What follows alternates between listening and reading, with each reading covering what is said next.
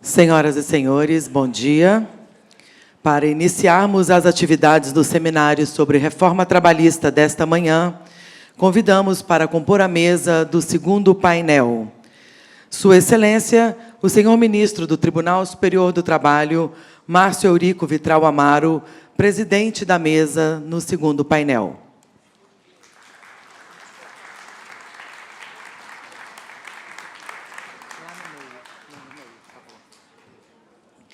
Sua Excelência, o senhor ministro do Tribunal Superior do Trabalho, Valmir Oliveira da Costa, que fará exposição sobre o tema O negociado sobre o legislado na reforma trabalhista. E Sua Excelência, o senhor desembargador do Trabalho, Marcos de Oliveira Cavalcante, que abordará a temática Novas Formas de Trabalho, Teletrabalho, Tempo Parcial e Intermitente.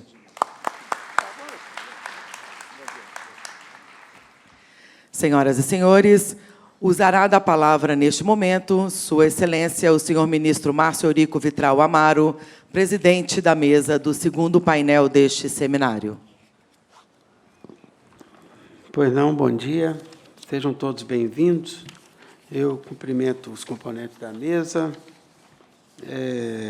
ministro Valmir, o desembargador Marcos de Oliveira Cavalcante, e agradeço o convite para presidir essa mesa e cumprimento os organizadores do evento.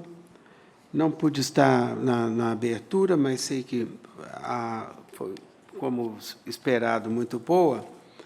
E, sem muita delonga, eu apresento, embora dispensem apresentação, evidentemente, mas, por dever regimental, ministro Valmir Oliveira da Costa, que é o primeiro palestrante,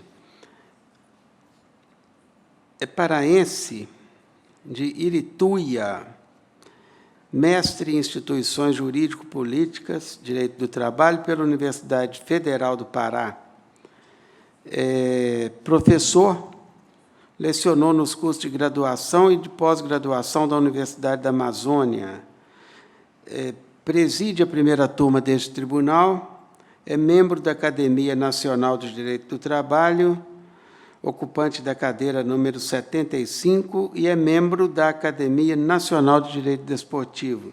Tem várias obras publicadas e é dos nossos ministros aqui mais atuantes também na área acadêmica.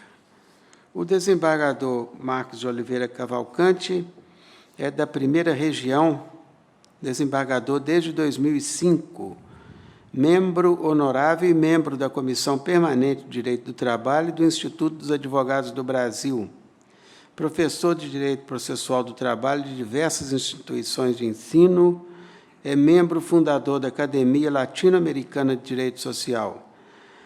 Participou como conferencista, mediador e coordenador de diversos congressos e seminários no Brasil, é autor também de diversas obras jurídicas.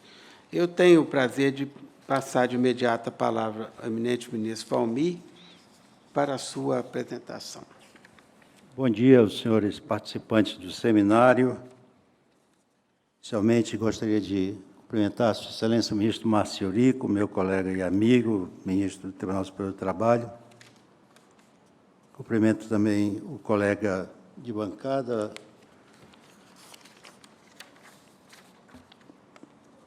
o desembargador Marcos de Oliveira Cavalcante. Perdoe, desembargador, se esqueci o nome de Vossa Excelência.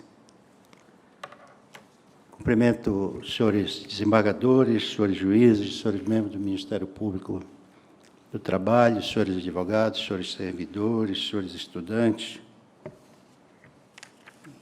O nosso tema, proposto pela escola, que agradeço, a Sua Excelência Ministra Maria Cristina Peduzzi, gentil convite para falar sobre esse tema é o negociado sobre o legislado na reforma trabalhista.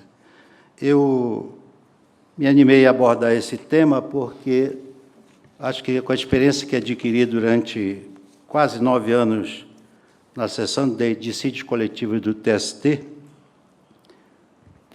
eu pude participar e acompanhar a evolução da jurisprudência do Tribunal em matéria de dissídio coletivo de trabalho. E hoje verifico que a legislação alterou sobremodo o direito coletivo do trabalho. Essa alteração da Lei 13.467, como toda obra humana, ela apresenta pontos positivos e pontos negativos. E quando utiliza a expressão prevalência da negociação coletiva sobre a lei, na verdade, não é a prevalência da negociação coletiva, mas da vontade coletiva frente aos limites estabelecidos pelo legislador. Eu prefiro utilizar a expressão do professor Arnaldo Sequindi de flexibilização e desregulamentação. O Arnaldo Sequindi, o saudoso ministro Arnaldo Sequindi, faz a seguinte distinção entre flexibilização e desregulamentação. A desregulamentação do direito de trabalho, que alguns autores consideram uma das formas de flexibilização, com esta não se confunde. A desregulamentação retira a proteção do Estado ao trabalhador, permitindo que a autonomia privada, individual ou coletiva regule as condições de trabalho e os direitos e obrigações advindos da relação de emprego. Já a flexibilização pressupõe intervenção estatal, ainda que básica, com normas gerais, abaixo das quais não se pode conceber a vida do trabalhador com dignidade. Prossegue o saudoso mestre. Verifica-se, quanto à flexibilização, que a tendência a ser feita de modo unilateral, como pondera Martins Catarina, é a tendência lógica condizente com o pensamento liberal econômico, é de que seja feita a flexibilização unilateral, favorecendo a empresa, o que significa dar predominância às leis econômicas vigentes. Vejam que esse comentário, em 1997, está muito atual, porque toda essa reforma trabalhista teve um conteúdo e uma finalidade econômica e não propriamente jurídica, porque se fala muito em reformar para gerar empregos. E todos nós sabemos, não somos economistas, que não é a alteração da legislação que gera emprego, mas é a economia em atividade plena que gera empregos, não é? Mas, oxalá que o legislador tenha acertado por vias transversas nesse seu prognóstico.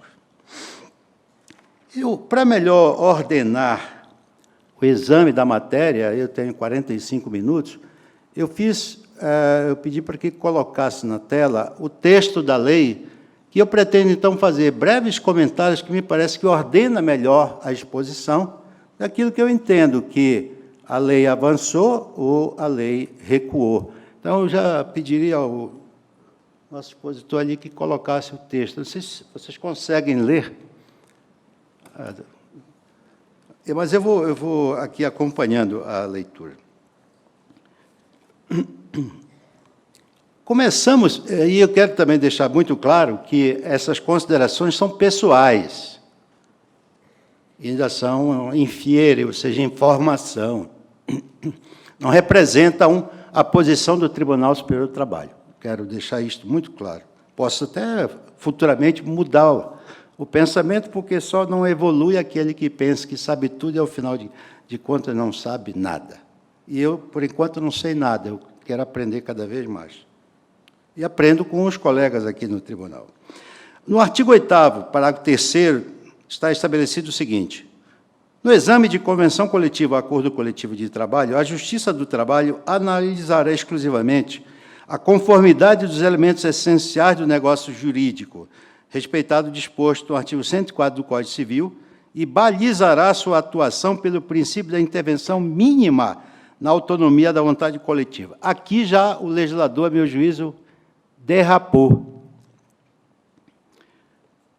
Derrapou. O que ele diz aqui? Quando o juiz do trabalho, ou o Tribunal Regional do Trabalho, ou o Tribunal Superior do Trabalho, for examinar um acordo coletivo ou uma convenção, ele só poderá se manifestar sobre a validade do negócio jurídico no plano da existência do negócio jurídico, isto é, das cláusulas essenciais do negócio jurídico. Agente capaz, objeto lícito, forma não prescrita, não defesa em lei. E eu pergunto, e os elementos acidentais do negócio jurídico? O encargo, o termo e a condição. Ele não irá verificar? E ultrapassados os aspectos formais do ato jurídico, ele não vai examinar a validade das cláusulas estabelecidas na norma coletiva, as cláusulas normativas, que são aquelas que criam direitos e condições de trabalho e se integram aos contratos de trabalho, não mais em definitivo ou ultrativo, porque a lei proibiu, e as cláusulas obrigacionais, que são aquelas cláusulas que criam obrigações para as partes. Como, então, declarar a invalidade apenas pelo aspecto formal do ato jurídico? Qual é o juiz que não tem o poder dever de examinar o negócio jurídico na sua integralidade? Eu pergunto, o juiz cível não examina o negócio jurídico na integralidade, tanto os aspectos essenciais quanto as cláusulas acidentais e o próprio objeto da norma? E aí, o juiz do trabalho não tem esse poder, essa atribuição? Isto aqui contraria flagrantemente o princípio do juiz natural do processo. Então, me parece que essa é uma norma que deve ser interpretada em consonância ou sistemicamente, isto é, à luz do ordenamento jurídico inferior e constitucional, porque ela coarcta a atuação do juiz do trabalho.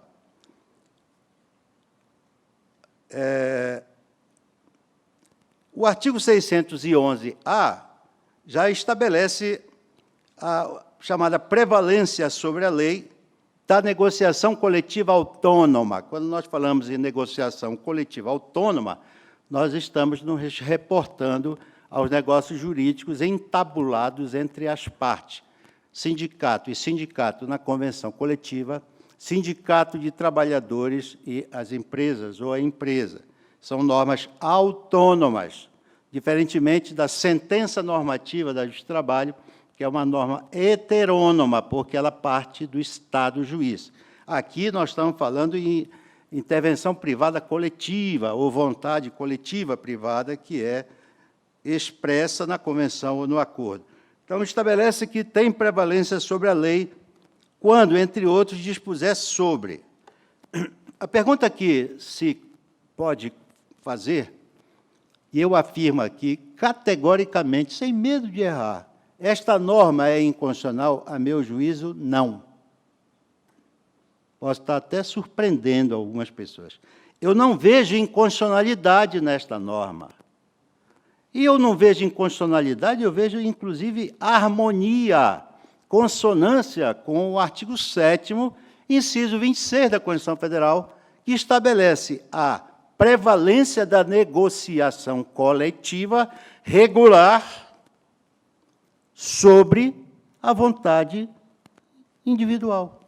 O ministro Marco Aurélio de Mello, ontem, aqui, numa palestra brilhante, ele deixou claro, não quis talvez se comprometer, porque a matéria vai para o Supremo, mas ele lembrou exatamente do artigo 7º, inciso 26 da Constituição.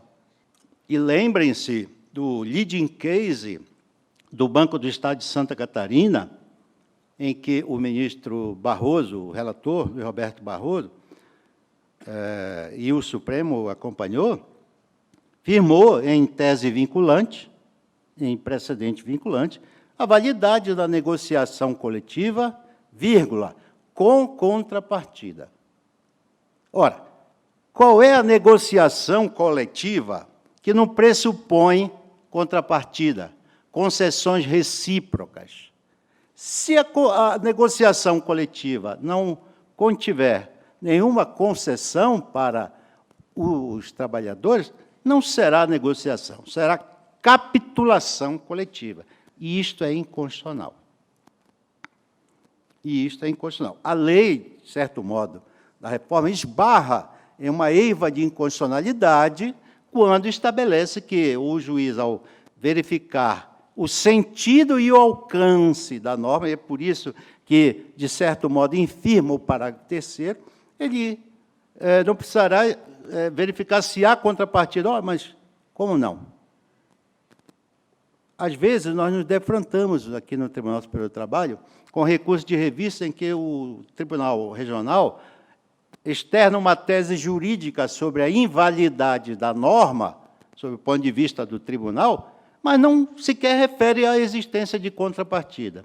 E há uma corrente no tribunal que entende que, como houve negociação, houve contrapartida, mas no acordo não consta contrapartida.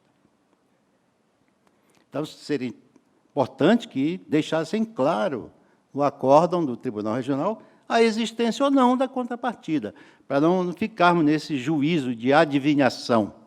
E, nessa hipótese, o que nós dissemos? Não há contrapartida, porque, se houvesse, o tribunal diria, sim, mas qual é a negociação coletiva que não tem contrapartida?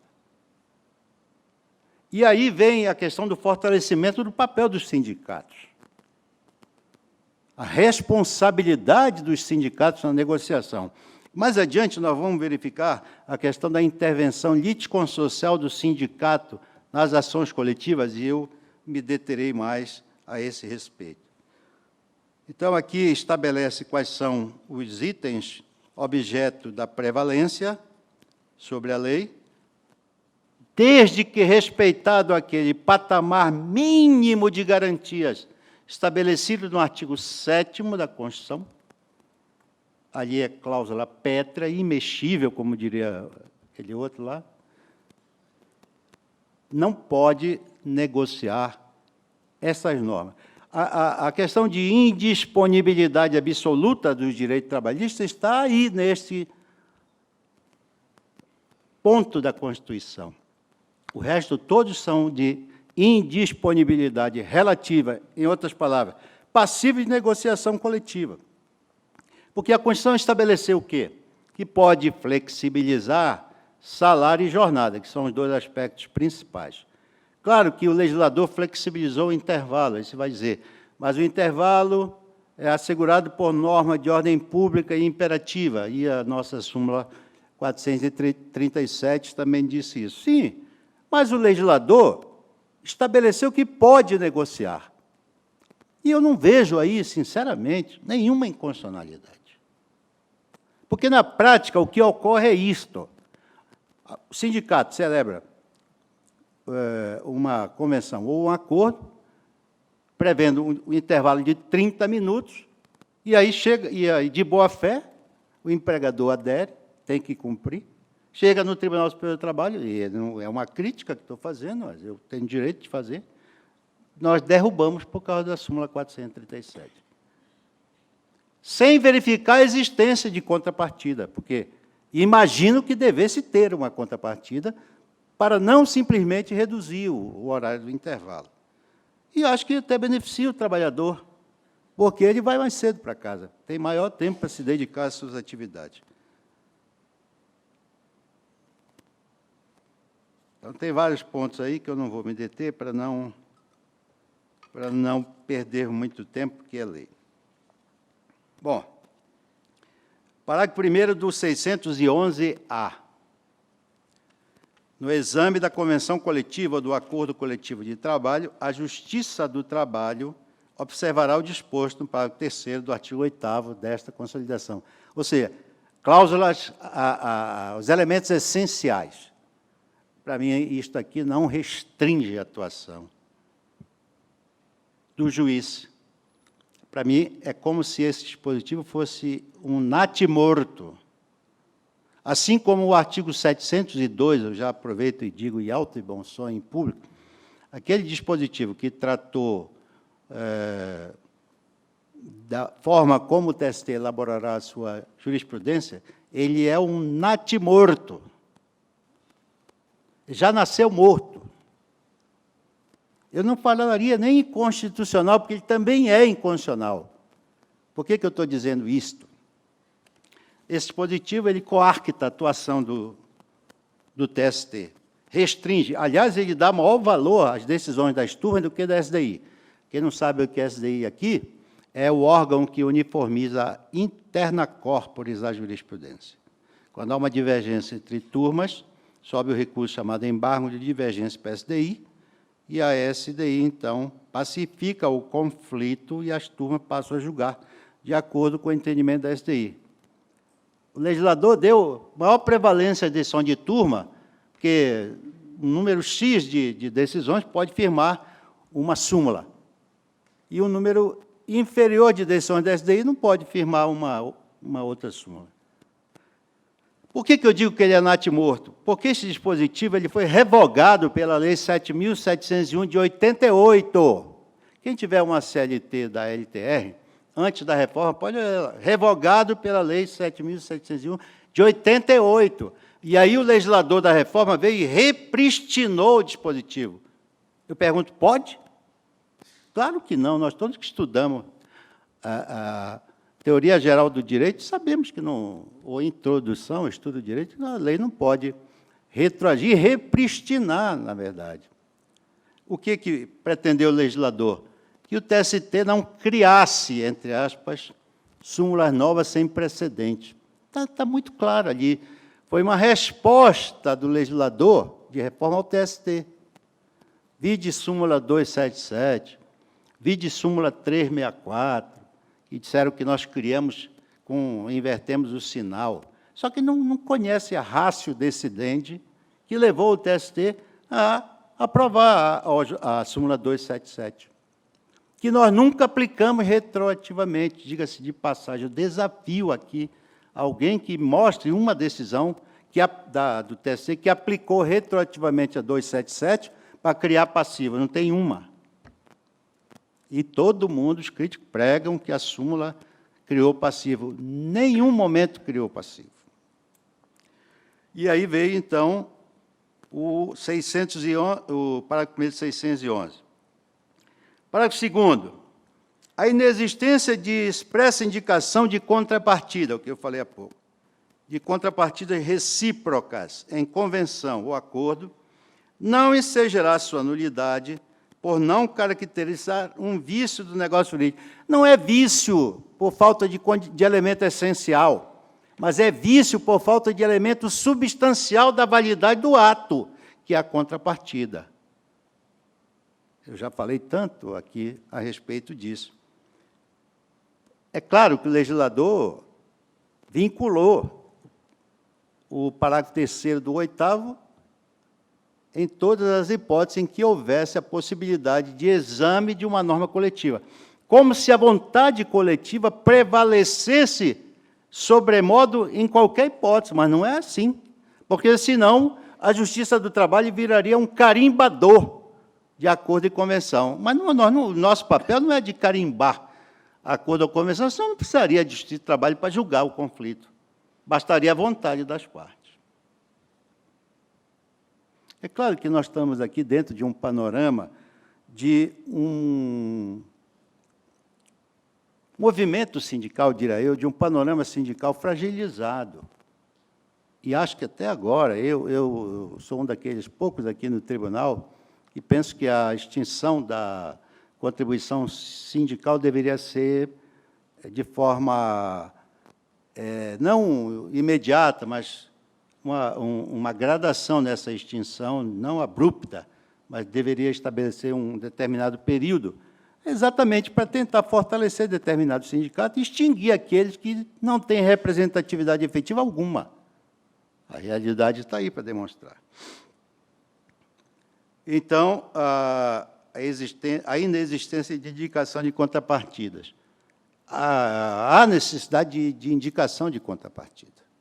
Porque, senão, o juiz não vai apenas presumir, nós, no Tribunal Superior do Trabalho, que aplicamos o direito aos fatos pré-existentes no Acórdão Regional, não podemos decidir no limbo jurídico, ou seja, partindo de indagações, de suposições. Vejam como o legislador, de certo modo, ele é contraditório. O parágrafo 3º estabelece: se for pactuada cláusula que reduz o salário ou a jornada, a convenção coletiva ou o acordo coletivo de trabalho deverão prever a proteção dos empregados contra a dispensa imotivada durante o prazo de vigência do instrumento normativo. E aí, lá na frente, valida a demissão em massa de trabalhadores. Quer dizer, assegura aqui, nesse caso, redução de salário e jornada, que deve ser em caráter excepcional, em condições em que a empresa está passando por dificuldades econômicas, e isto nem precisaria estar aqui, porque a Lei 49/23 de 65 já previa, e a jurisprudência do TST validava, e a Constituição também valida, e lá na frente estabelece que pode dispensar livremente uma massa de trabalhadores sem negociação com o sindicato. Daqui a pouco eu chego lá. Parágrafo 4º. Na hipótese de procedência de ação anulatória de cláusula de convenção coletiva ou de acordo coletivo de trabalho, quando houver cláusula compensatória, esta deverá ser igualmente anulada sem repetição de indébito. Meu Deus do céu, isto é uma aberração, data venha. Vejam bem, a ação anulatória de convenção coletiva ou acordo, ela é de competência exclusiva dos tribunais, com eficácia erga omnes e ultra partes, ou seja, vale para todos. A vara do trabalho, o juiz da vara do trabalho, ele só tem competência para, examinando numa reclamação trabalhista a validade da cláusula, declará-la incidentalmente nula. Só vale para aquelas partes do processo. Agora, a partir daí, o juiz, o tribunal, numa ação eminentemente declaratória, que aponta especificamente para um aspecto da norma coletiva, para uma cláusula da norma que é inquinada de nulidade, ele, sem pedido, sem contraditório, ele já anula a norma coletiva como um todo. E os limites da atuação do juiz? E a natureza da ação coletiva? Quer dizer, o legislador não teve nenhuma preocupação do ponto de vista processual para resolver a questão. Ou seja, numa norma coletiva com 90 cláusulas, que é comum, o Ministério do Trabalho, vamos imaginar aqui, aponta a nulidade da norma coletiva quanto à cláusula que estabeleceu contribuição assistencial de todos os trabalhadores, de toda a categoria. Aí o tribunal vai examinando essa norma, eu estou aqui levando ao exagero, é claro. Ele vai declarar nula toda a norma coletiva. E a insegurança jurídica que isto causa. Claro que foi direcionado para que, se fosse, por exemplo, uma cláusula que trouxesse um ganho salarial ou uma outra contrapartida social que fosse nula, ele quer anular também a contrapartida que a empresa deu em relação, por exemplo, ao reajuste salarial acima da inflação. Aí quer anular tudo. Não tem pé nem cabeça, com todo respeito. Não tem pé nem cabeça essa norma aqui. Não vejo utilidade prática, não aplicaria. Eu, juiz, não aplicaria.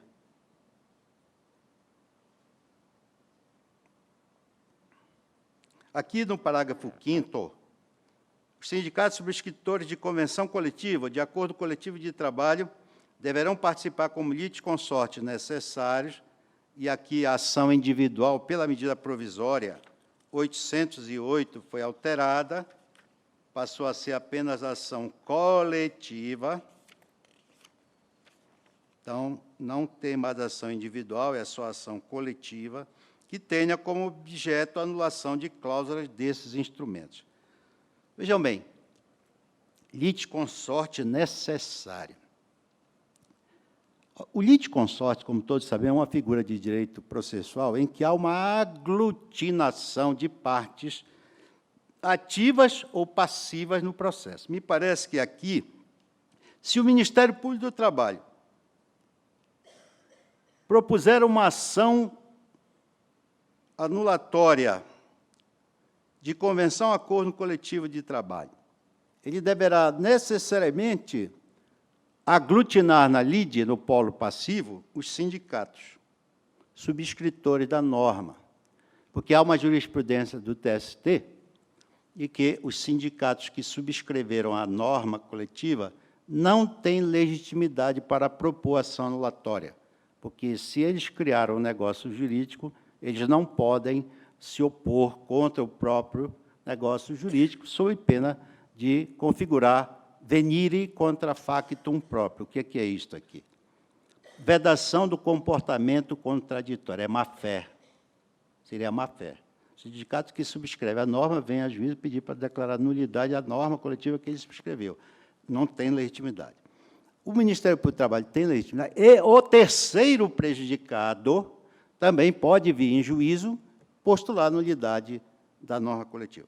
E aqui, então, o legislador, que dificultara a questão quando previu a ação individual, porque não se saberia se nessa ação individual o juiz do trabalho, quando aglutinasse os sindicatos, qual seria o resultado útil para a decisão, a aglutinação.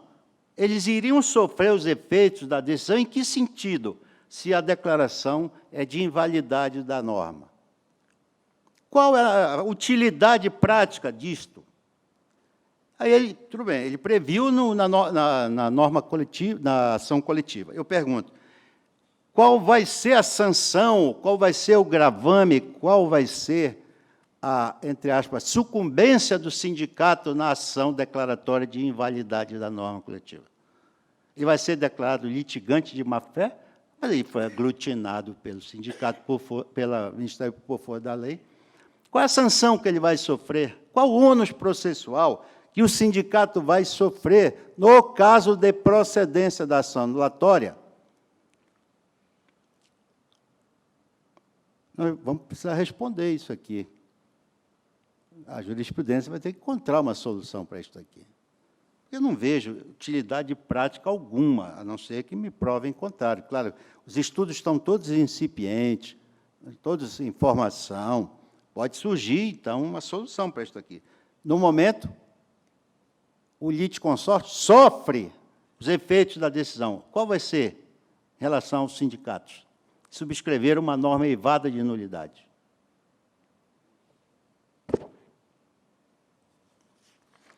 No artigo 611b, eu só fiz questão de mencionar o inciso 26, que me parece o mais interessante, como exemplo.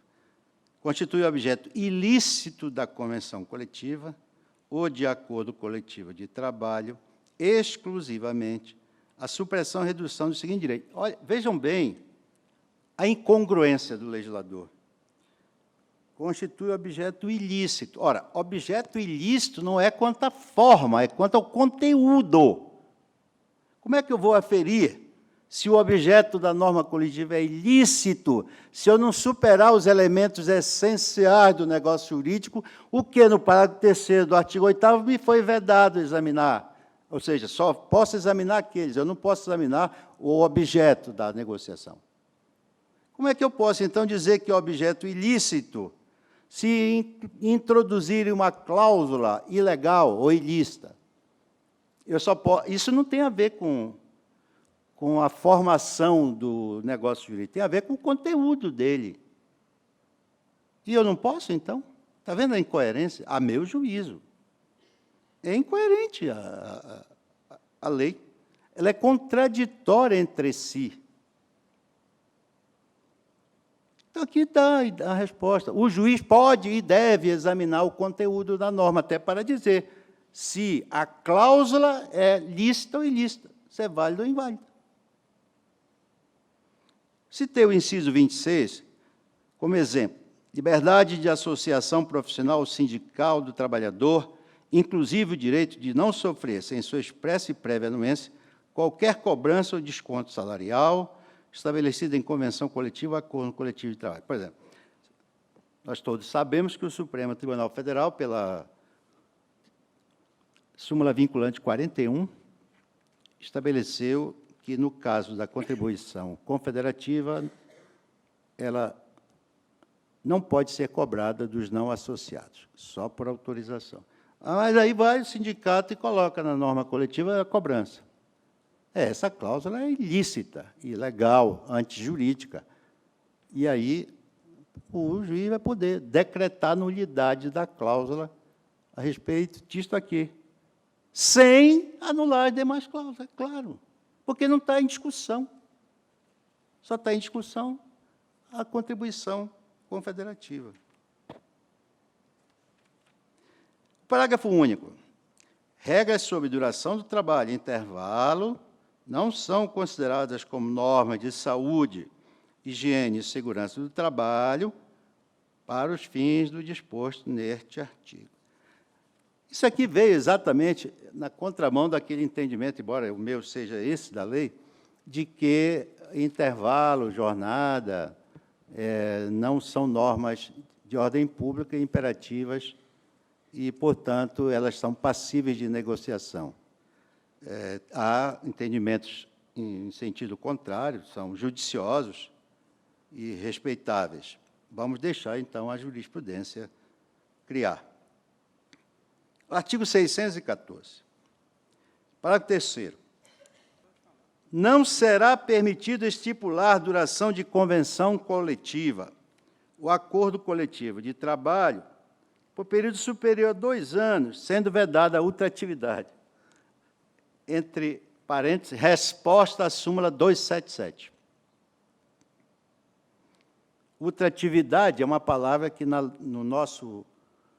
legislação não existe. Isso é uma criação do direito comparado. Duração de convenção coletiva, acordo coletivo de 2 anos já estava na CLT. O problema é que o magistrado ele não é um mero aplicador da lei, não é a boca da lei, ele tem que interpretar a lei. E quando nós interpretamos a validade do negócio jurídico, do ato jurídico, nós sabemos que tem planos de existência e de validade. Então, no plano da existência, só pode ser 2 anos. Mas na questão da validade da norma, que é a eficácia da norma, no tempo, é outra coisa. Nós tínhamos uma orientação jurisprudencial, que está sendo proposto o cancelamento em função da lei, que ela estabelecia que uma norma coletiva que assegurasse a estabilidade no emprego e extinto o seu período de vigência, não, para aqueles contratos em curso, não importaria a perda do direito da estabilidade, porque o trabalhador adquiriu o direito pela existência da norma. O fato de a norma ter perdido a vigência não significa que tenha perdido a eficácia. E, em outras palavras, foi o que disse a súmula 277, tão criticada. Eu vou contar rapidamente a história da súmula 277 para os senhores. Quando nós chegamos aqui, o ministro Márcio Eurico, em 2007, como ministro, nós fomos para a sessão de dissídios coletivos. E lá havia uma jurisprudência defensiva, no sentido contrário ao ajuizamento de dissídio coletivo dos trabalhadores. Não vou nem falar no famigerado comum acordo, que alguns estão superando por violação do 5º 35 da... Não trata de norma coletiva, o 5º 35, trata de acesso à justiça quando houver violação a direito. E, em norma coletiva, não há nenhuma violação a direito, a criação de direito. Por isso que não viola o 114, não permite o artigo 5º 35 superar o óbice do comum acordo, porque está no artigo 114, parágrafo 2º da Constituição. E o Supremo, em 4 dias, não declarou, incidentalmente, não deferiu a liminar para suspender. Mas tem tribunal teimando em aplicar o 5º 35 para afastar o comum acordo. Chega aqui no TC, com todo respeito, com uma canetada reforma. Porque é a jurisprudência. Mas vamos lá. Na época, o Sindicato dos Trabalhadores não poderia ajuizar dissídio coletivo de greve, sob a perspectiva ou a justificativa de que ele fomentara o movimento e, portanto, ele não teria legitimidade para pedir a declaração de legalidade da greve, nem reivindicar nada. Ou seja, o dissídio coletivo de greve era exclusivo do sindicato patronal das empresas. E isto já quebra o princípio da paridade das armas. O que aconteceu? Nós derrubamos, havia uma orientação jurisprudencial e permitimos que o Sindicato dos Trabalhadores ajuizasse o dissídio coletivo de greve e o TST solucionasse as reivindicações. Isto não era nenhuma criação, está na lei de greve, que, para resolver o conflito, o tribunal tem que examinar as reivindicações. E aí chegou no impasse. Claro que nós não iríamos fomentar a greve por conta da falta de solução negociada no dissídio coletivo de natureza econômica. Para quem não sabe, é aquele em que são criadas condições de trabalho a par daquele mínimo que a legislação permite. Então, o sindicato ajuizava o dissídio coletivo de natureza econômica, o trabalhador, a empresa vinha com 7 linhas de defesa, dizia, não concordo, por falta de comum acordo, e o TST extinguia, porque tinha que extinguir mesmo. Está na Constituição que precisa do comum acordo. O que ele teria de fazer? Greve. Mas nós estamos fomentando a greve porque não solucionamos o dissídio coletivo de natureza econômica. E aquelas garantias que os trabalhadores tinham, cláusulas sociais que se integraram ao contrato de trabalho, a norma coletiva estava perdendo a vigência. E os empregadores não queriam mais negociar aquelas normas de proteção do trabalhador, garantia de emprego, havia normas há 20 anos prevendo. E o que, então, nós fizemos? Para resguardar a conquista desses trabalhadores, fizemos a inversão do sinal da súmula 277. Dissemos o quê?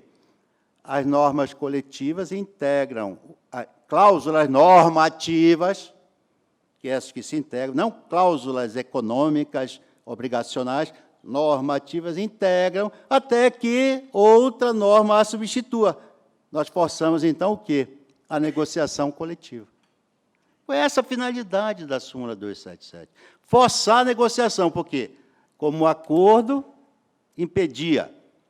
A norma coletiva ia perder a vigência, as garantias se perderiam no tempo, os sindicatos patronais não negociavam, nem as empresas, o sindicato dos trabalhadores não podia fazer ajuizar dissídio de greve, o TSE não resolvia reivindicações e ficava no impasse. Nós, criando a súmula, invertemos, sim, sem precedente, porque nós repristinamos aquilo que a lei previa, que era a integração das cláusulas. Nós fizemos apenas manter aquilo para forçar a negociação. Agora, a súmula está suspensa por decisão do Supremo Tribunal Federal. O ministro Márcio Rico já me deu o cartão azul aqui, 5 minutos, nem é o vermelho nem o amarelo. Artigo 620, perdão. As condições estabelecidas em acordo coletivo de trabalho sempre prevalecerão sobre as estipuladas em convenção coletiva de trabalho. Havia muito essa discussão, o que prevalece? É a convenção, que é mais abrangente, porque é intersindical, ou é o acordo, que é mais específico, que é entre os sindicatos dos trabalhadores e empresa? Aí vinha aquela discussão. Prevalece a cláusula mais benéfica para o trabalhador, era o que estava na redação anterior. Hoje o legislador diz, em princípio, prevalece o acordo coletivo sobre a convenção, porque é mais específico. partindo do pressuposto de que as cláusulas serão mais vantajosas para os trabalhadores. Com isto, evita-se a discussão sobre teoria do conglobamento, que é a aplicação da norma coletiva na sua integralidade, não apenas de uma única cláusula, que seria a teoria da individualização. Alguns chamam de teoria do pinçamento, não é pensamento, de pinçar. Pega apenas uma cláusula e retira aquela cláusula do sistema e aplica exclusivamente para a solução daquele conflito. Isto não existe. Não é? Isto não existe. A teoria do conglobamento estabelece que deve a norma coletiva ser examinada no seu contexto. Enfim, uma última palavra sobre a dispensa coletiva ou dispensa em massa. O legislador colocou no 611, depois eu vou procurar, que eu não tenho tempo aqui para isso. Estou acabando meu tempo. Colocou que a dispensa individual, plurima e coletiva dispensa a manifestação do sindicato. Plurima é um limite determinado de trabalho. A dispensa coletiva é um limite mais abrangente. A legislação nossa ainda não definiu o que seria dispensa coletiva. Há países, por exemplo, Portugal tem critérios para dispensa coletiva, salvo, se não me engano, microempresa, pode dispensar livremente. A Comunidade Europeia tem norma que estabelece critérios para dispensa e nós não temos nada. E ficamos aqui, então, à mercê agora da dispensa coletiva sem controle do ato do empregador. Nós tínhamos uma súmula que está suspensa, o Supremo reconheceu repercussão geral sobre a dispensa coletiva, não é? E agora a lei veio restringir. Eu penso que a jurisprudência vai ter que encontrar um meio termo para definir se há ou não necessidade de manifestação do sindicato sobre a dispensa coletiva. Eu lembro apenas que a Convenção 158 prevê a necessidade de manifestação do sindicato. Só que essa convenção, como sabemos, está em discussão no Supremo Tribunal Federal se o decreto de denúncia é válido ou não. Vamos esperar, portanto, que o Supremo Tribunal decida esse imbróglio a respeito da dispensa coletiva para que nós possamos, então, verificar se prevalece ou não a Constituição, quando estabelece que o sindicato será chamado para participar das negociações sobre interesses dos trabalhadores, ou se prevalece o que está agora na lei, dizendo que não há necessidade mais de pronunciamento do sindicato, ou manifestação, ou negociação para dispensa coletiva de trabalhadores. Penso que o meu tempo está estourado, esgotado. Eu peço desculpas se não conseguir expor mais alguma coisa, porque o tempo é curto, e eu procurei até falar um pouco mais rápido para ver se conseguia passar o maior número de informações, pelo menos daquilo que eu modestamente penso. Espero que nós possamos, então, aprofundar essa discussão, e eu agradeço aos senhores pela paciência com que me ouviram. Muito obrigado.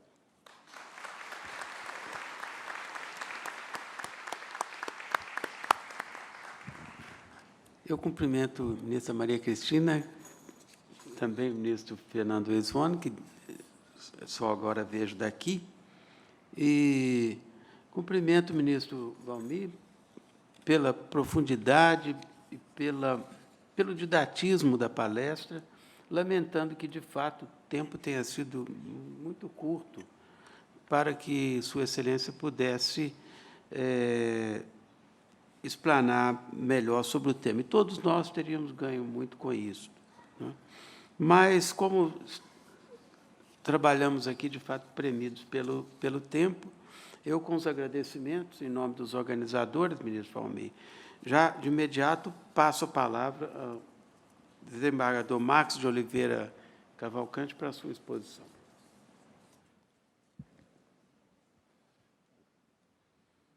Muito bom dia a todos. Inicialmente, gostaria de saudar os ministros Márcio Eurico Vital Amaro, que preside essa mesa, o ministro Valmir Oliveira Costa, que me antecedeu, a quem também parabenizo pela palestra, a ministra Maria Cristina Peduzzi, pelo convite feito, a minha colega lá da primeira região, Cláudia Márcia Carvalho Soares, que possibilitou que eu estivesse aqui para conversar e falar com vocês, o juiz de Minas Gerais, Marcelo Piragibe, que é da Escola de Magistratura, e é um prazer muito grande, uma honra, agora uma maior responsabilidade, falar depois que o ministro Valmir falou, e estamos, todos nós, de certa maneira, perplexos com a quantidade de novidades que a reforma trabalhista nos trouxe, no momento em que o Brasil passa por uma grave crise econômica. Eu dou aula em alguns lugares, tenho vários alunos que são advogados por todo o Brasil. Semana passada, um deles falou: professor, eu tinha 28 empregados no meu escritório, eu estou com 8. Um outro professor lá da Fundação, da área de engenharia, tinha 25 arquitetos trabalhando para ele, e está com 6. Quer dizer, realmente, nós tivemos uma crise bem grande do ponto de vista econômico. Essa crise, do ponto de vista econômico, vai refletir também numa crise social. Eu acho que em todos os lugares, mas especialmente lá na minha cidade maravilhosa do Rio de Janeiro, aumentou muito o número de pessoas dormindo na rua, as pessoas dormindo na calçada, vários, inclusive, trabalhadores, porque não têm o dinheiro para voltar para a sua casa mais distante do subúrbio, né? E quando a gente caminha pelo centro da cidade do Rio de Janeiro à noite, a gente vê como aumentou, né? E, dentro desse panorama, vem uma reforma trabalhista com objetivos eminentemente econômicos, né? E aí, se o auditório me permite uma provocação de participação, gostaria de que vocês me ajudassem para que eu identificasse quantos aqui são de formação e trabalham com economia. Por favor, levante a mão. Muito obrigado. Quantos são magistrados? Os que não são magistrados, mas são da área jurídica. Então, parece que temos, então, entre nós, um auditório nitidamente da área jurídica.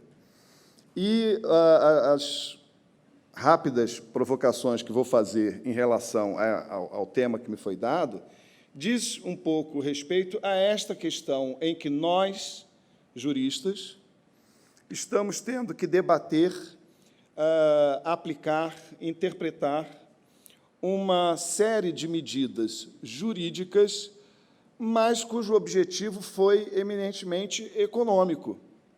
E daí, nós não podemos nos esquecer que o Brasil vive, talvez há 10 anos, um grave embate político-ideológico entre duas forças que se polarizaram e que, infelizmente, talvez nos últimos 2 anos, 3 anos para cá, essa polarização se exacerbou, inclusive, infelizmente, em algumas manifestações até de ódio na internet. Passamos a ter uma população em que as pessoas enquadram a outra numa política ideológica diversa da sua, já com palavras agressivas, com adjetivos. E perdemos boa parte da qualidade de qualquer debate quando os substantivos num debate são substituídos por adjetivos. E estamos vivendo ainda, né, avizinha-se agora uma eleição geral, mas especialmente uma eleição presidencial em 2018, e já prevendo polarizações. Inclusive, ontem, o ministro Marco Aurélio aqui nos falava dos riscos, inclusive, de populismos, seja de populismos de esquerda e de direita. E, em resumo de tudo isso, neste momento de crise e nesta entre-safra de poder entre uma presidente que sofreu um processo de impeachment e uma nova eleição, Estamos com um governo que poderíamos chamar provisório, no mandato tampão, que, em 6 meses, manda, discute e consegue a aprovação de uma reforma que mexe com mais de 82 artigos da CLT. Se não me engano, a minha colega lá do Rio, Wole Bonfim, disse em palestra que foram 82 modificações, nas palavras delas, 7 a favor dos trabalhadores e 75 mais inclinadas para o lado dos empregadores. Então, é essa a reforma que temos, é esta lei que está vigente, foi aprovada, e trazendo, dentro desse bojo, algumas novas, outras nem tanto, figuras, entre os quais, tentando flexibilizar as relações de trabalho para atender uma grande insatisfação do empresariado nacional acerca da rigidez da legislação do trabalho no Brasil, outra preocupação acerca do ativismo do poder judiciário trabalhista no Brasil. As críticas ao Poder Judiciário foram explícitas nos relatórios, tanto na Câmara quanto no Senado, a respeito disso. E, a partir daí, uma tentativa de desregulamentar alguma coisa, flexibilizar outras coisas, e, como o ministro acabou de nos narrar, trazendo, inclusive, uma nova ideia de uma sobreposição daquilo que é negociado sobre aquilo que é legislado. Dentro dessas figuras, eu vou muito rapidamente, o tempo não me permite, falar de 3 delas. A primeira, a questão do teletrabalho, que nada mais foi do que regulamentar uma situação que já estava acontecendo na sociedade. Nós, do Judiciário, já vivenciamos isso nos nossos gabinetes, desembargadores, muitos juízes com seus assistentes, vários servidores do tribunal, e nada mais fez aqui a lei do que trazer para a CLT, dos artigos 75A a 75E, esse teletrabalho, que é a prestação de serviço preponderantemente fora das dependências do empregador, com a utilização de tecnologias de informação e de comunicação, e que, por sua natureza, não se constituam como trabalho externo. Quando diz preponderantemente nas dependências do empregador, nós já vimos, eu estou falando para uma plateia bastante privilegiada, que, com certeza, já leu várias vezes o texto da reforma, então vou me permitir pressupor que tudo isso já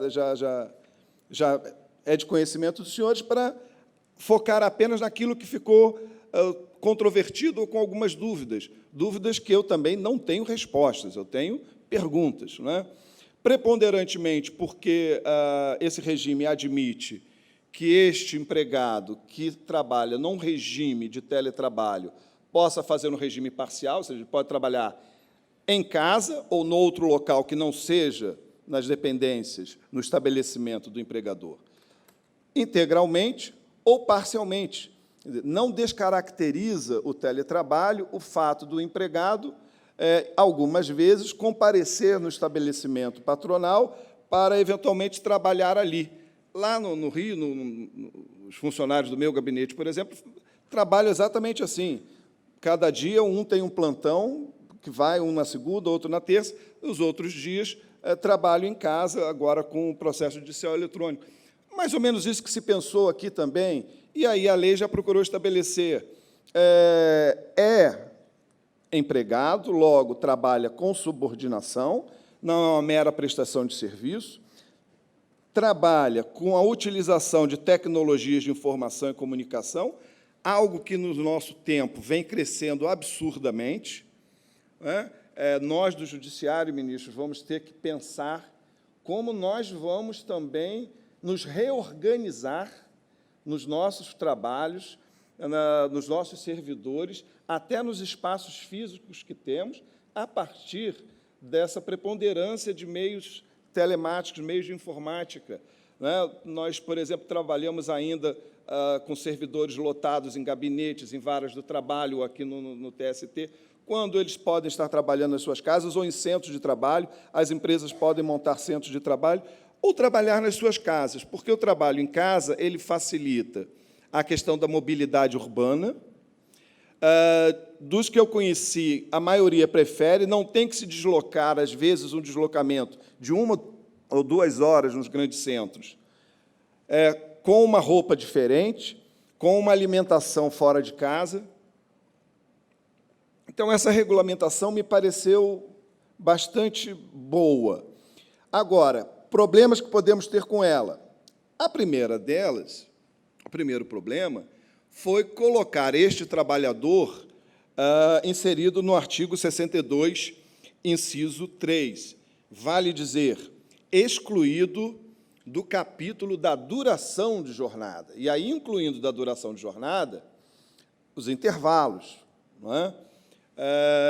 Para dizer mais ou menos o seguinte, qual foi o espírito aqui do legislador? Olha, está trabalhando em casa, ele controla a jornada dele. Ok, mas não vamos esquecer que o artigo 6º da CLT não foi revogado, que é aquele que considera que o tempo à disposição do empregado faz parte do contrato de trabalho e não há diferença entre trabalhador a domicílio e trabalhador presencial, quando a sua jornada é absolutamente controlável. Então, aí, a dúvida que nós temos, já colocamos, várias pessoas já estão escrevendo sobre isso, prevalece este enquadramento do teletrabalhador no artigo 62, inciso 3, se ele é monitorado pelo seu empregador quanto à jornada de trabalho? Monitorado. E veja, como é um trabalhador que trabalha com equipamentos de informática, e, à medida que o tempo está evoluindo, hoje esses trabalhadores têm uma possibilidade de monitoramento mais efetivo até do que aquele trabalhador presencial que bate um ponto, seja com a digital, ou seja de que forma for. Porque o sistema que o empregador pode estar usando no computador, apenas por um registro de login. Ligou o computador, se logou, já está começando a trabalhar, já tem ali o início. Ou quando ele se desloga. Não é? Então, eu percebo já uma maioria de doutrinadores, de colegas, e tudo, entendendo que, neste caso aqui, nós vamos continuar com a jurisprudência trabalhista no sentido de que, realmente, se enquadra como trabalhador externo, não é? Se enquadra no artigo 62, 3, sim, mas se o empregador efetivamente exercer sobre este empregado um controle de jornada, ele não estará, então, aí incluído no 62, 3. Então, é uma interpretação possível, como é possível aquela interpretação literal da lei, que diga, de maneira não sistemática, que no momento em que agora, no CLT, está dizendo que ele é 62,3, não tem nenhum tipo de hora extra possível para ele. São, então, duas interpretações. Não gosto de ficar nunca em cima do muro, eu, particularmente, prefiro a primeira hipótese, no sentido de que, se sua jornada for controlada, ele terá direito, sim, a horas extras, caso assim trabalhar. A questão da despesa e remuneração, me parece que, aparentemente, a lei permitiria que as despesas com toda a utilização desse teletrabalho possa ser acordado entre o trabalhador e o empregador, para efeito do empregado assumir várias dessas despesas.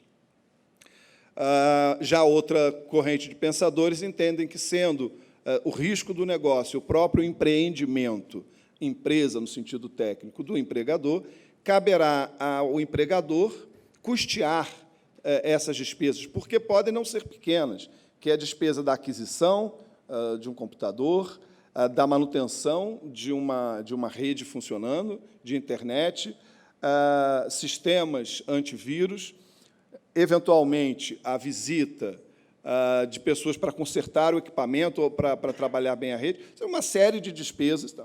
Agora, em ocorrendo essas despesas pagas pelo empregador, nós teremos aí, então, salário-utilidade.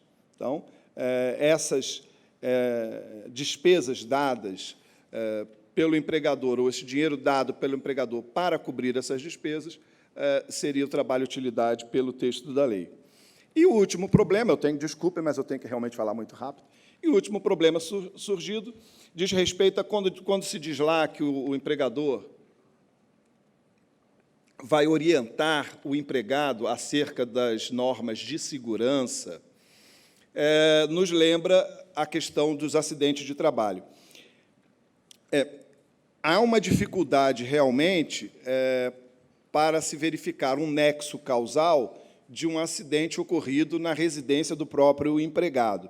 Aqui, o que me parece que possa ser mais comum são as doenças equiparadas a acidente de trabalho, especialmente quem digita muito aquelas doenças profissionais. Me pareceu que o texto quis dizer que o empregador estaria eximido de qualquer responsabilidade nesse sentido, desde que ele orientasse e, inclusive, obtivesse a assinatura de um termo no qual o empregado se compromete a tratar todas aquelas normas. Porque, diferentemente de um equipamento de proteção, por exemplo, num estabelecimento onde está utilizado, o que a jurisprudência sempre diz? A jurisprudência sempre diz o seguinte: não basta o fornecimento de equipamento de segurança, é necessário que o empregador fiscalize o seu efetivo uso. Aqui no teletrabalho, essa fiscalização está dificultada porque lá, ou na residência, ou outro local fora do estabelecimento patronal. Aí, o tipo de controle que se poderia ter é pelo sistema mesmo, a partir de uma determinada quantidade de horas trabalhadas, o sistema tem que ser interrompido, e se o empregado não interrompe naquele intervalo para regenerar a sua musculatura, etc. e tal, o empregador, então, poderia exercer ali algum tipo de fiscalização e controle. Mas, se ficar caracterizado qualquer tipo de doença oriunda do trabalho, ao meu juízo, isto não exime o empregador de uma eventual responsabilidade. É a apuração caso a caso, é a prova daquele problema que se tem, mas eu não retiraria, minha opinião, eu não retiro, em tese, a possibilidade da ocorrência de acidente de trabalho dentro desse regime de teletrabalho. Então, essas são, eu diria, as três principais discussões desse tipo de contrato que nós temos. O outro tipo que me parece com menos dificuldade é a questão do trabalho a tempo parcial, que vem no artigo 58A. Já existia, era uma jornada, como era? Uma jornada semanal de 25 horas, com proibição de hora extra, salário proporcional aos que cumprem jornada integral nas mesmas funções, férias em períodos de 8 e 18 dias. Houve uma modificação disso, agora nós temos o trabalho a tempo parcial, que é aquele contrato de trabalho normal, apenas em que o empregado é contratado com uma quantidade de horas menor por semana. Nós temos dois regimes, um regime de 30 horas, em que não se pode fazer hora extra dentro desse regime, e aí, quando diz que não se pode fazer, me parece que é sob pena de descaracterizar o trabalho a tempo parcial, e não apenas uma questão de se deferir eventual hora extra. E o segundo regime, do contrato até 26 horas, pode ser menor, então, até 26 horas, neste caso, pode o trabalhador efetuar até 6 horas extras semanais. Essas horas extras não precisarão necessariamente ser pagas, elas podem ser compensadas na semana seguinte. O texto não diz, mas me parece, pela lógica do sistema, que elas também podem ser antecipadas previamente, ou seja, folgar numa semana, já folgar naquela semana, para fazer a hora extra na semana seguinte. É a compensação de jornada já prevista no nosso sistema. O que eu estou dizendo aqui é que não me parece que essa compensação seja apenas posterior, ela pode ser anterior. As férias passam a ser regidas pelo artigo 130, ou seja, de 12 a 30 dias, com o direito de converter 1/3 do período de férias em abono. Essa regulamentação também não me parece das mais complicadas, não me parece que traga grandes divagações, não acho que deva tomar mais o tempo dos senhores com com esse tipo de trabalho. Porque agora a gente vem com aquele que me pareceu ser um dos pilares da reforma e que mais está trazendo perplexidade à comunidade trabalhista. Eu confesso a vocês, eu não quis fazer esta piada, eu não quis fazer graça com isso, que é de falar do contrato de trabalho intermitente, mas, quando fui escrever e fui encontrar a sigla para trabalho intermitente, acabei encontrando CTI, que todos nós precisamos, não é? Espero que não, mas, de vez em quando, pode acontecer. Então, a CTI, que é esse contrato de trabalho intermitente, ele veio para regulamentar uma situação bastante comum na área de alimentação, bares, restaurantes, alguns hotéis, na área litorânea, comércio litorâneo. Estou vendo aqui o meu colega da primeira região, Oswaldo, que é juiz num balneário, no aprazível balneário de Araruama. E, naquela região, há muita necessidade desse trabalhador que nós costumamos chamar com aquele trabalhador que faz o bico. Vai substituir no fim de semana. Então, um trabalhador que não tem vínculo empregatício e, todas as vezes em que fazia uma reclamação trabalhista, a defesa da empresa era no sentido de que aquele serviço era eventual, não era um serviço contínuo. E, às vezes, ele trabalhava 2 domingos no mês, ou todo fim de semana, mas, num outro mês, de repente, não trabalhava. E, na maioria das vezes, a própria Justiça do Trabalho dizia que não há vínculo por ausência de um dos elementos caracterizadores da relação de emprego, que é a não eventualidade.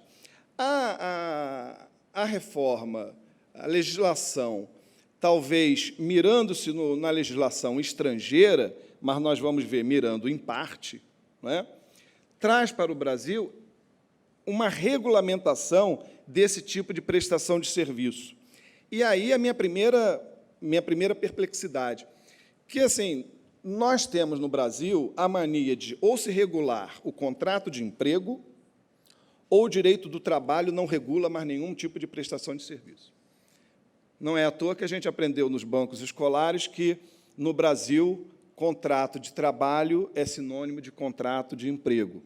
E, realmente, a legislação brasileira, historicamente, deixou fora da regulamentação vários tipos de prestação de serviço muito assemelhadas, mas que não foram, por nós, regulamentadas, como, por exemplo, a parasubordinação do direito italiano, aquele tipo de situação jurídica que muito se assemelha a um contrato de trabalho, mas o elemento principal, que é a subordinação, é muito tênue, não é bem ligada.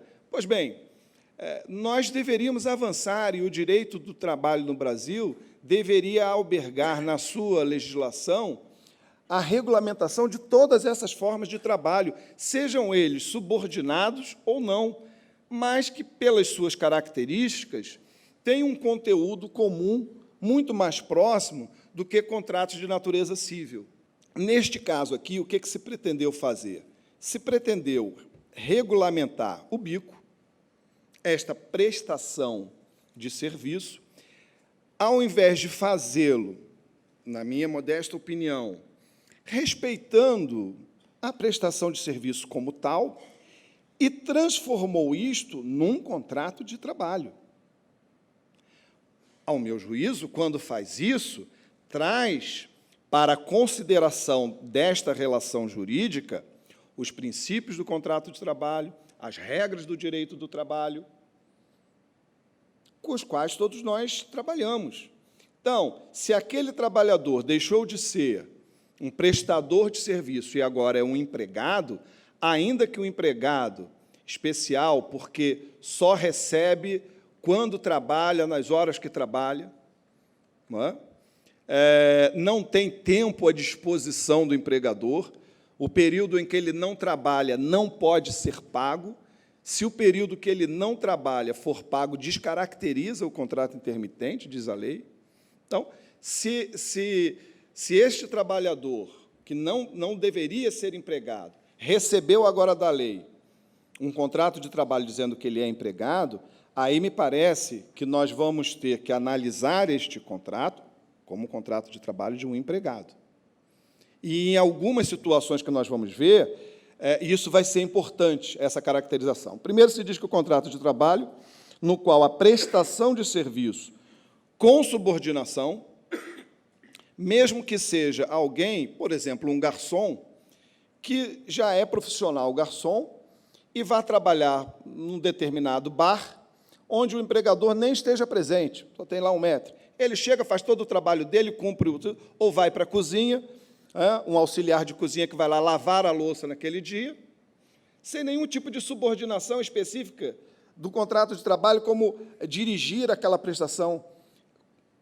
Nesse sentido, por exemplo, do que vai lavar prato, parece muito com a diarista, diferenciada da doméstica. Olha, você vem aqui domingo lavar toda a louça, lavar o restaurante. É isso, é uma obrigação final de um resultado. Veio, mas como a lei resolveu dizer que era empregado, de contrato com subordinação, não é contínua, ocorrendo com alternância de período de prestação de serviço e de inatividade, determinados em horas, veja, pode contratar um intermitente por hora, por dia ou meses, independentemente, e aí vem uma frase fantástica, independentemente do tipo de atividade do empregador e do empregado. Por que eu digo uma frase fantástica? Porque, ao se copiar a legislação estrangeira, não se copiou naquilo que a legislação estrangeira fazia algumas salvaguardas. Porque, a meu juízo, aqui é uma opinião também, né, de quem está pensando junto com vocês, né, talvez, preocupado em falar aqui, ministra, eu tenha lido mais o assunto e estou há 1 semana pensando nisso. Mas me parece que só poderia haver contrato de trabalho intermitente para aqueles empregadores que têm atividade intermitente, que têm a necessidade de uma atividade intermitente. Como contratar um trabalhador intermitente para ser frentista do posto de gasolina? Não é uma necessidade intermitente. Pode, eventualmente, na substituição de um determinado frentista, mas dizer que o trabalho de frentista é uma necessidade do empregador de forma intermitente, não é. Mas veio aqui a lei e disse, independentemente do tipo de atividade, e acho que aí nós, enquanto doutrina e jurisprudência, podemos fazer uma interpretação nesse sentido, sistematicamente, independentemente do tipo de atividade do empregador, desde que ele tenha uma necessidade de trabalho intermitente. Imagine um banco, não é, contratando caixas bancários através do trabalho intermitente. Veja, nós nós já temos agora a possibilidade de terceirização da atividade fim, desde que sejam serviços especializados por empresas e tal, mas já é possível isso. Sendo possível isso, e aqui uma opinião que eu não ouvi de ninguém, estou dizendo, para mim o que a lei deveria ter feito era também criar a empresa de trabalho intermitente para que um trabalhador pudesse ser contratado por uma empresa, por exemplo, garçons, e este empregador prestar serviços terceirizados para todos aqueles bares e restaurantes, por exemplo, que precisam do trabalhador intermitente. Mas não foi isso que foi feito, o que foi feito é o que nós acabamos de ler. E aí nós temos, de formalidade, um contrato escrito. Pergunto eu, este contrato de trabalho por escrito é essencial? Se, de fato, o contrato não tiver escrito, não se forma o vínculo de trabalho intermitente. Aqui eu estou trabalhando com aquelas hipóteses em que o empregador não assinou a carteira, não fez um contrato de trabalho intermitente, e vocês vão pegar várias reclamações trabalhistas pedindo vínculo de emprego. Esse vínculo de emprego vai ser analisado sob a ótica de um empregado comum, aí nós vamos cair naquele problema da não eventualidade. Ou ele vai ser caracterizado como um vínculo de trabalho intermitente, mas não houve a formalização. Então, me parece que aí esta formalização é apenas administrativa, do ponto de vista administrativo, do Ministério do Trabalho, fiscalização e tal, mas não me parece que este contrato ser por escrito seja da essência do ato. Me parece que o contrato pode ser intermitente, ainda que não tenha sido.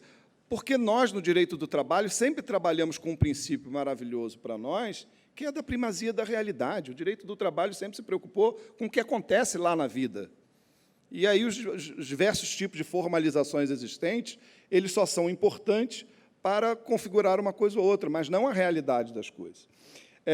E nessa formalização tem que ter os locais da prestação de serviço, e aí vem um outro problema, porque a criatividade do brasileiro é muito grande. O empregador contrata um trabalhador para trabalho intermitente em cada estabelecimento, mas num conjunto de estabelecimentos do empregador, ele não é intermitente. Ele, por exemplo, pode estar trabalhando um dia no lugar A, um outro dia no lugar B, aí você verifica que, durante a semana, ele trabalha mais num contrato de prazo indeterminado do que propriamente de trabalho intermitente, mas, em cada estabelecimento, ele é um trabalhador intermitente. Então, são questões também, a jurisprudência vai ter que ajustar.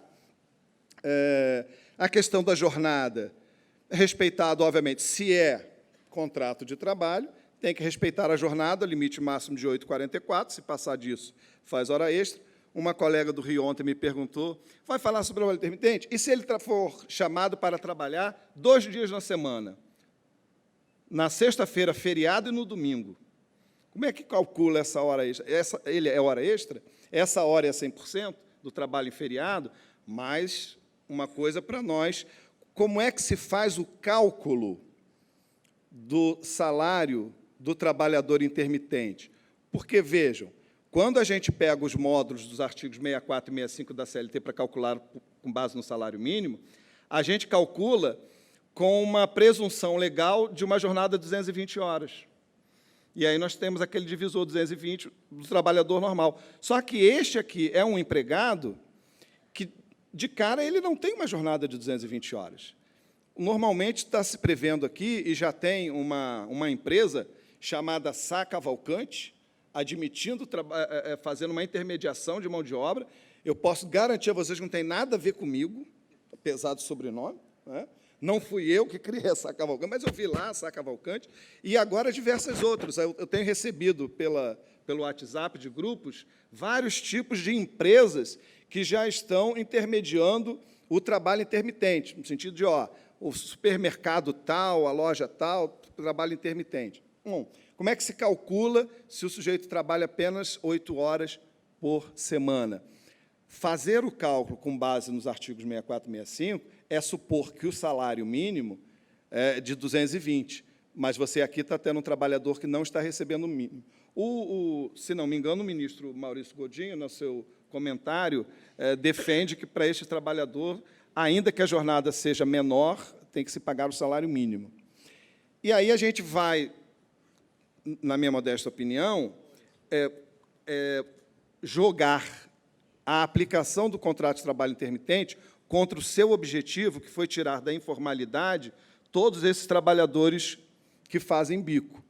Se o trabalho intermitente for, pela doutrina e pela jurisprudência, se ajustando cada vez mais a um contrato de trabalho com mais exigências, pelo menos ele deixa de cumprir a sua finalidade, que era trazer da informalidade para a formalidade milhares de trabalhadores. Isso é algo também a se pensar. O tempo de serviço é só trabalhado, a inatividade não é tempo à disposição. A questão do salário mínimo, como eu acabei de colocar. A questão da convocação é formal, acho que não merece... A norma coletiva pode prever o tipo de sanção que antes, na Lei 13.467, trazia uma sanção para a parte que não respeitasse o acordo de ir trabalhar ou de dar o trabalho, e aí a medida provisória 808 jogou isso para a negociação coletiva, que a negociação coletiva poderia, ela, prever um tipo de sanção para isso. Quer dizer, o governo avançou demais, né? Houve uma grita enorme, e aí, na regulamentação, tirou. Nós vamos falar daqui a pouquinho. enquadramento sindical, ministro, eu nem consigo pensar na questão de qual é o enquadramento sindical. Quer dizer, na verdade, como o Brasil mantém o sistema de categoria e é empregado de uma determinada categoria profissional, né, aquele trabalhador que trabalha em atividades que correspondam à categoria econômica, me parece que o enquadramento, por exemplo, num bar e restaurante, é do Sindicato dos Trabalhadores em Bares e Restaurantes. Não é? Então, por quê? Porque a reforma ela quis avançar nessa área coletiva, como o ministro falou, mas deixou de avançar, permitindo a pluralidade sindical, que só viria por uma emenda constitucional, né? E, principalmente, acabar entre nós, coisa que o meu professor Romita já falava desde a década de 80, com este conceito de categoria. Ou seja, por quê? Porque limita a liberdade sindical. Os trabalhadores no Brasil não têm liberdade de se organizar como querem. Eles são obrigados a se organizar por categoria. Isso é, e por isso o Brasil não pode ser signatário da Convenção 187. Mas, seguindo, as férias são do artigo 130, o auxílio-doença. Nesta parte previdenciária, eu confesso a vocês que eu fiquei muito incomodado com o trabalho intermitente. É de uma maldade enorme, né? Se o sujeito for contratado para trabalhar fins de semana, ele vai receber por mês, talvez, sei lá, 100, 200, 250 reais. Mas, se quiser continuar segurado da Previdência e ter tempo de aposentadoria, ele vai ter que complementar do dinheiro que ele recebeu do contrato intermitente a diferença previdenciária para um salário mínimo. Né? Então, e mais, se ficar doente, os primeiros 15 dias não correm mais por conta do empregador, que seria aquele prazo que o INSS até tem para o INSS deferir a licença, etc. Tal, o empregador está pagando. Neste caso, não recebe os 15 dias, é isso que se diz. O salário maternidade pago diretamente pela Previdência. E aí, quando a gente chegou à extinção do contrato de trabalho, a gente verificou que, na verdade, o contrato de trabalho intermitente agora é nova modalidade de contrato a prazo. Não é um contrato por prazo indeterminado. Por quê? Contado da última prestação de serviço, 1 ano, ele se extingue. Então, não é um contrato de prazo indeterminado, pelo contrário, é um contrato de prazo determinado com um termo incerto, quanto ao seu final. Não é, vejam, não é uma condição, um elemento futuro incerto. É certo, se ficar sem trabalhar durante 1 ano, o contrato extingue-se de pleno direito. A CLT diz quais são as verbas da extinção e, diante de tanta crítica, a medida provisória veio trazendo uma quarentena, porque eu tenho, lá na Fundação, vários amigos, professores, advogados, já estou terminando, mas advogados disseram o seguinte, então não precisa. Não, já vou terminar mesmo, 5 minutinhos. Que é o seguinte, Marcos, os meus clientes já estão pedindo minutas de trabalho intermitente porque pretendem substituir já imediatamente vários trabalhadores comuns por trabalhador intermitente. Aí veio a medida provisória para dizer o seguinte, não, tem que ter uma quarentena de 18 meses, se mandar um empregado embora por contrato por prazo indeterminado, não pode contratá-lo por 18 meses até 31/12 de 2020. Ok, não pode contratar aquele, mas pode contratar outro. Em fazendo a rotatividade, isso vai acontecer da mesma maneira. E aí vem, finalmente, a questão dos problemas. Eu queria, então, nesses 5 minutinhos, só dizer o seguinte para vocês. O objetivo da reforma... Bom, o ministro Maurício Coutinho Delgado, sobre esse trabalho intermitente, ele diz o seguinte, rompe com 2 direitos e garantias dos trabalhistas importantes, que são a estrutura central do direito do trabalho, a noção de duração de trabalho e de jornada e a noção de salário. O contrato intermitente vem rompendo essas 2 estruturas centrais do direito do trabalho. E aí, quando a gente vai ver o motivo pelo qual amens legislatórias, eu não falo amens legis, mas amens legislatórias para toda essa reforma trabalhista, ou especificamente para o trabalho intermitente, o que diz o relatório do senador Ricardo Ferraz? Uma medida destinada a reduzir nossos altos índices de rotatividade, permitir a inclusão no mercado de trabalho de jovens, mulheres e idosos, que têm maior dificuldade de cumprir a jornada cheia. Aí o próprio senador Ferraz fez o seguinte alerta: entretanto, é necessário cautela. Esta mudança tem que ser feita de maneira segura e não drástica, e futura medida provisória deve conceder salvaguardas necessárias para o trabalhador e talvez delimitar setores em que esse tipo de jornada vai ser permitida. Veio a medida provisória 808 e não delimitou setores. Então, esse foi um problema sério. E, ainda, o próprio senador diz que a realidade de diversos setores da economia não se enquadra na lógica do trabalho intermitente. Esta regulação, porque, veja, o negociado sobre o legislado, contrato individual, diz o senador, que encampou toda a reforma, não pode ser deixada para ser feita isoladamente pelo mercado. Esta regulação não poderia ser feita isoladamente pelo mercado. Precisaria de maior proteção legal. E por quê? Diz ele, temos de reconhecer que a enorme desigualdade no grau de maturidade das relações de trabalho no país e que permitir o trabalho intermitente de qualquer forma pode levar a abusos e precarização. Gente, eu nem acredito que eu li isso do próprio senador Ricardo Ferraz, mas foi de onde eu tirei o texto. Foi ele quem disse isso. Naquele ajuste de não aceitar as emendas para que o processo não voltasse para a Câmara. E aí, em relação a isso, eu gostaria de concluir, nós, todos, juízes do trabalho, ou os operadores do direito, ou os servidores que nos auxiliam, só para lembrar o seguinte, se veio uma reforma para resolver um problema econômico, nós somos os profissionais do direito. Eu não sou economista, eu não sei se isso vai realmente aumentar ou diminuir o desemprego, se isso vai engrenar a economia brasileira para o sucesso, finalmente, ou se não vai. Mas, como um profissional do direito, eu tenho que lutar pela autonomia do direito. E a autonomia do direito é quando o direito diz que mercado de trabalho é uma coisa, relação de trabalho é outra.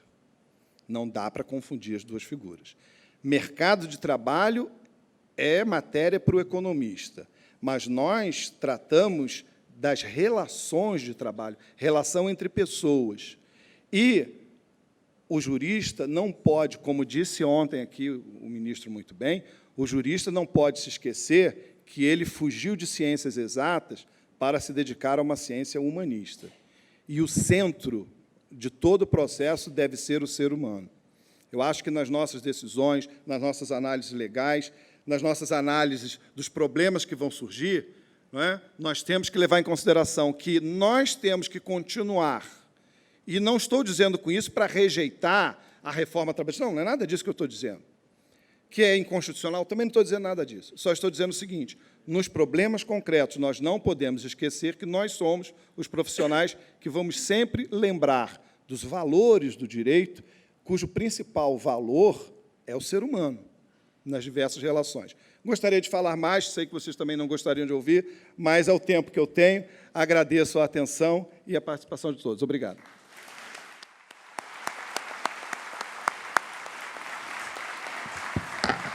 Eu cumprimento o desembargador Marcos de Oliveira Cavalcante e parabenizo pela palestra. Sua Excelência também, ele confirmou aqui o acerto dos organizadores na escolha dos dois palestrantes deste painel. Duas belíssimas palestras, infelizmente curtas, mas que tiveram o mérito de suscitar alguns pontos importantes para a nossa própria reflexão. Com isso, renovando o agradecimento em nome dos organizadores a ambos os palestrantes, eu declaro encerrado este segundo painel, agradecendo a presença de todos. Muito obrigado.